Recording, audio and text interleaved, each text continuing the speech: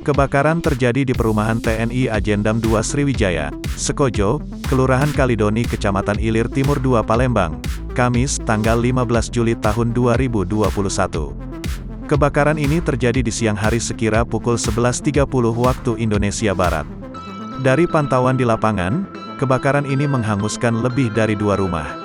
Tak hanya itu, satu mobil bahkan ikut hangus terbakar karena tak sempat diselamatkan pemiliknya.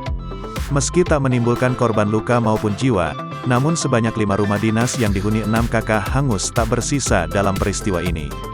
Mayor Purn Yusni Abdullah, 64, yang jadi salah satu korban kebakaran menuturkan, dirinya menyadari ada kepulan asap hitam masuk ke dalam rumahnya sekira pukul 10.10 waktu Indonesia Barat. Saat mencari sumber asap, ia melihat kobaran api sudah menyala di dalam rumah tetangga sebelah. Tepatnya di rumah dinas yang ditempati Sertu Mujamil. Tahu ada api, saya langsung menyelamatkan cucu ke tempat aman. Sebisa mungkin juga membawa barang-barang yang masih bisa diselamatkan, ujarnya. Tampak, Yusni hanya bisa terduduk diam menyaksikan rumah yang ditempatinya saat ini sudah hangus terbakar.